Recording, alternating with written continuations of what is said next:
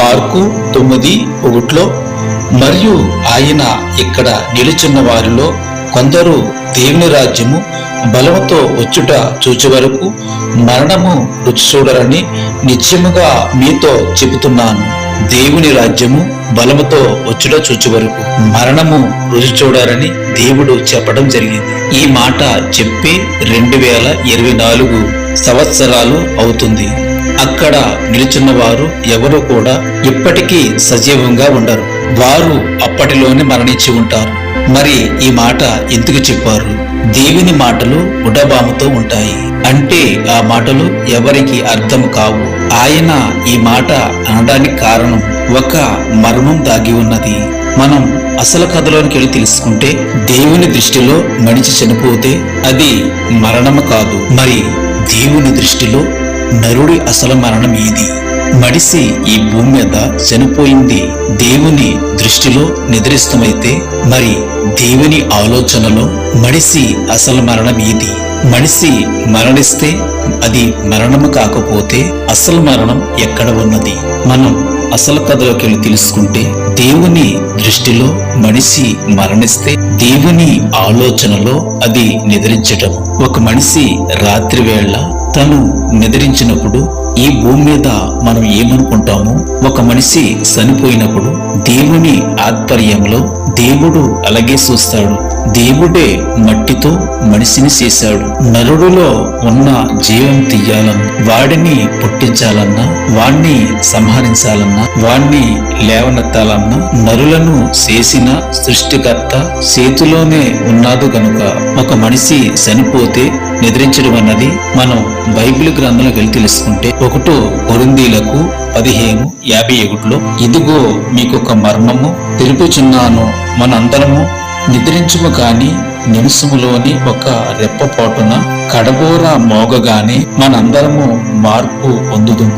మీరు ఇది గమనించారా? మనందరము నిద్రించుము గాని నిమిషములోని ఒక రెప్పపోటు. దేవుని యొక్క దృష్టిలో అది మనిషికి మరణము కాదు. అలాగే అపోస్తుల కార్యములు 7:60 సైపాన్ని యూదులు చంపినప్పుడు ఇలా ప్రార్థించి నిద్రిస్తాడు. అతడు మోకాళ్ళని ప్రవ్వా వీరి మీద ఈ పాపము మోపకమని గొప్ప శబ్దంతో పలికెను. ఈ మాట పలికి నిద్రించెను. అక్కడ సైపాన్ని యూదులు రాళ్లతో కొట్టినప్పుడు చనిపోయాడని దేవుడు చెప్పలేదు, నిద్రించినని దేవుడు చెప్పడం జరిగింది. అలాగే మనం యేసు ప్రభు గారి తెలుసుకుంటే ఆయన కూడా నిద్రించి 3వ దినమున లేచినట్టు కనిపిస్తుంది. మత్తయి 28:6 ఆయన అక్కడ లేడు, తను చెప్పినట్టే ఆయన లేచి ఉన్నాడు.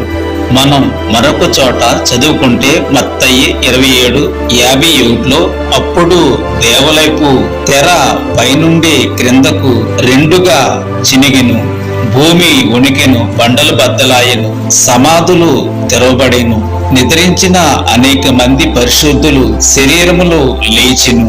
మనిషి దేవుని ఆధ్వర్యములో మనిషి చనిపోతే అది మరణము కాదు, నిద్రించటమని తెలుస్తుంది.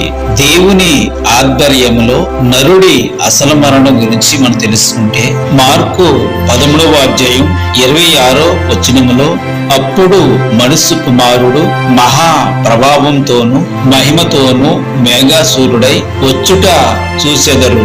అప్పుడాయన తన దూతలను పంపి భూమి అంతము మొదలుకొని ఆకాశమంత వరకు నలు దిక్కుల నుండి తను ఏర్పరుచుకున్న వారిని పోగు చేయును.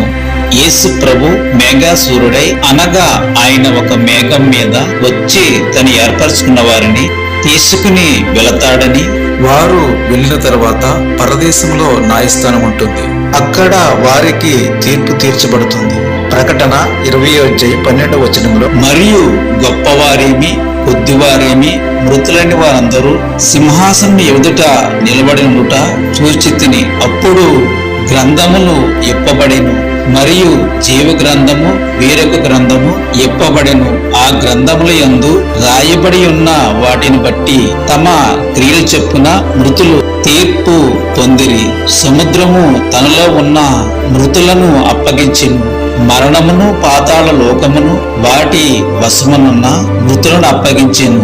వారిలో ప్రతివాడు తన క్రియల చొప్పున తీర్పు పొందెను.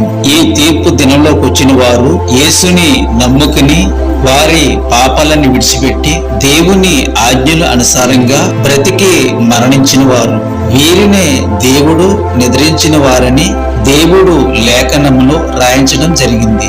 నరులు అసలు మరణం గురించి మనం తెలుసుకుంటే ప్రకటన 20:14 మరణమును మృతుల లోకమును అగ్ని గుండములో పడవేయబడును. ఈ అగ్ని గుండము రెండో మరణం. ఎవరి పేరైనను జీవ గ్రంథమందు రాయబడనట్లు కనబడిన ఎడల వాడు అగ్ని గుండంలో వేయబడును. ఈ మరణమే మనుషుల అసలైన మరణము. అగ్ని ఆరదు, పురుగు చావదు. మనిషి ఈ భూమి మీద మరణిస్తే మనిషి చనిపోయాడని మనం చెప్పుకుంటాం. ఇది మనుషులకు తెలిసే దృశ్యం. దేవుని యొక్క నరకమే మనిషికి మరణం.